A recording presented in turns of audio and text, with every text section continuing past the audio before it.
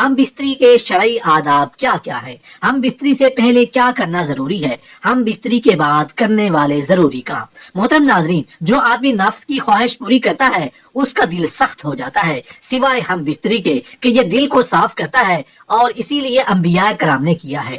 دوران مباشرت اگر مرد کا انزال جلد ہو جاتا ہو تو اسے چاہیے کہ چنے زیادہ کھایا کرے۔ مباشرت کے دوران مرد کا عضو ڈھیلا ہو جاتا ہو تو اسے چاہیے کہ مباشرت سے پہلے کچھ دیر سو جایا کرے، یعنی نیند پوری کر کے مباشرت کیا کرے۔ محترم ناظرین، پہلے ہم بات کر لیتے ہیں کہ شرعی تقاضا پورا کرنے سے پہلے یعنی ہم بستری سے پہلے کیا کرنا ضروری ہے۔ سمجھداری کا تقاضا یہی ہے کہ عورت کو چاہیے کہ دو الگ الگ مگر صاف کپڑے اپنے پاس، جب اس کا شوہر مجامعت سے فارغ ہو جائے تو ایک کپڑا اسے تھما دے جس سے وہ اپنی صفائی کر سکے، پھر عورت دوسرے کپڑے سے اپنی صفائی خود کرے۔ اگر ان کے پہنے ہوئے کپڑوں میں جنابت کا کوئی اثر نہ پہنچا ہو تو وہ ان کپڑوں میں نماز بھی پڑھ سکتی ہیں۔ محترم ناظرین، اسلام نے طہارت اور صفائی کے نظام کو جتنی اہمیت دی ہے شاید کسی مذہب نے دی ہو۔ اس طہارت کے نظام کو برقرار رکھنے کے لیے بوقت جمع عضو خاص کی صفائی کے لیے علیحدہ کپڑے کا انتظام موجود ہو، وہ اس لیے کہ اگر کسی اور کپڑے سے صفائی کی گئی تو خطرہ ہے کہ وہ گندگی سے آلود ہو اور جراثیمی چھوت عضو کو لگ کر گندگی اور آلودگی کا باعث بنے۔ اگر عضو کو صاف نہ کیا گیا تو غلاظت عضو پر لگی رہے گی، کیونکہ اس میں خاص رطوبات ہوتی ہیں جو کچھ عرصہ تک عضو پر چمٹی رہیں تو الرجی کا باعث بن سکتی ہیں۔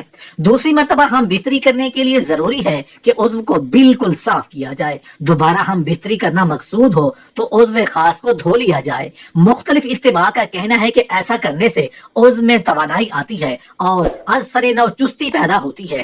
دراصل ہم بستری سے قبل عضو مخصوص میں سختی نہ ہونا اس بات کی علامت ہے کہ عضو مخصوص میں دوران خون تو ہے لیکن صرف اس کی تندرستی برقرار رکھنے کے لیے، لیکن جب ہم بستری کا خیال پیدا ہوتا ہے تو خون و کثرت عضو مخصوص کی شریانوں میں پھیل کر اسے پھیلا دیتا ہے اور سخت کر دیتا ہے۔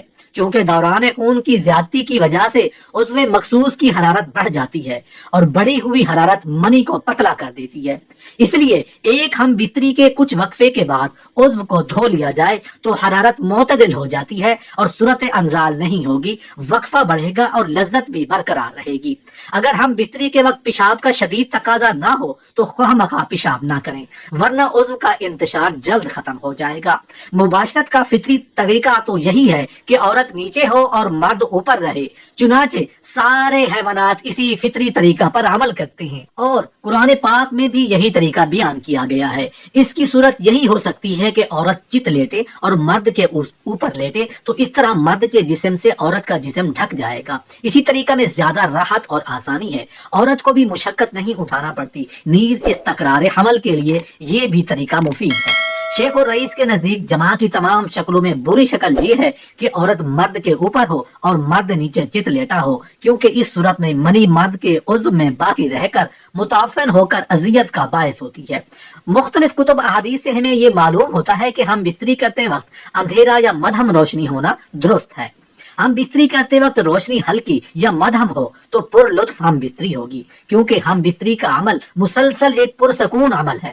اس پر پرسکون عمل کے لیے پرسکون ماحول چاہیے اور وہ ماحول تیز روشنی میں یکسر ناممکن ہے، اس لیے ہم بستری کے عمل کو پر لطف اور کامیاب بنانے کے لیے ضروری ہے کہ یا تو بالکل اندھیرا کر دیا جائے یا مدھم روشنی کو اختیار کیا جانا چاہیے۔ عورت کا جماع سے قبل ٹھنڈے پانی سے استنجا کرنا اس کی شہوت میں اضافہ کرتا ہے۔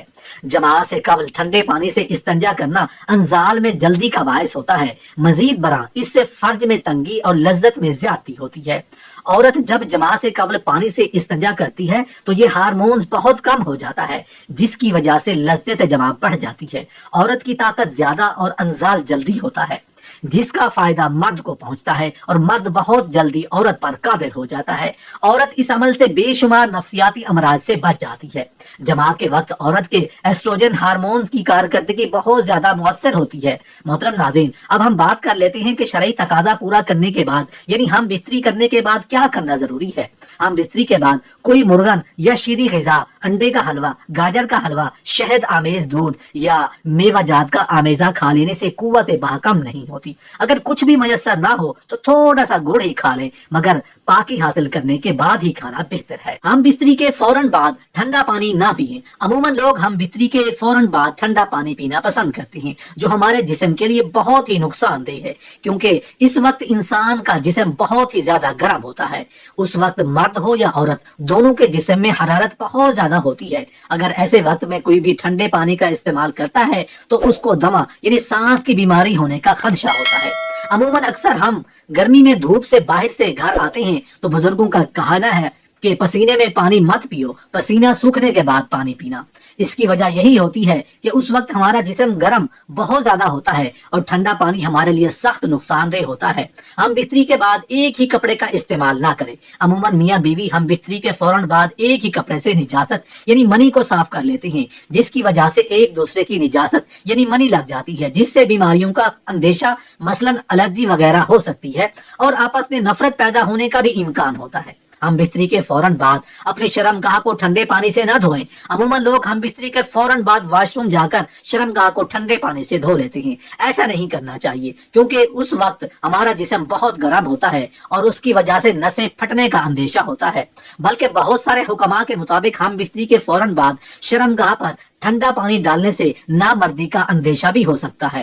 ہاں، جب آپ کا جسم نارمل ہو جائے تو اس وقت آپ شرمگاہ دھو لیں تو اس میں کوئی حرج نہیں۔ ہم بستری کرنے کے فوراً بعد پیشاب کرنے مت جائیں۔ کچھ خواتین کا کہنا ہے کہ ہمارا حمل نہیں ٹھہرتا، تو ایسی خواتین کو چاہیے کہ ہم بستری کے فوراً بعد پیشاب کرنے مت جائیں، کیونکہ ہم بستری کے وقت بچہ پیدا کرنے والے جراثیم عورتوں کی شرمگاہ میں جاتے ہیں۔ جب وہ پیشاب کرنے یا استنجا کرنے جاتی ہیں تو وہ جراثیم واپس باہر آ جاتے ہیں، جس سے خواتین کا حمل نہیں ٹھہرتا۔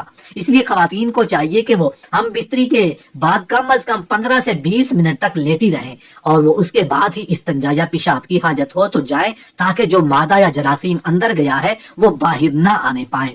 ہم بستری کے فوراً بعد آپ کبھی بھی نہ نہائیں۔ عموماً لوگ ہم بستری کے فوراً بعد نہانے چلے جاتے ہیں، حالانکہ اس وقت جسم میں حرارت بہت زیادہ ہوتی ہے۔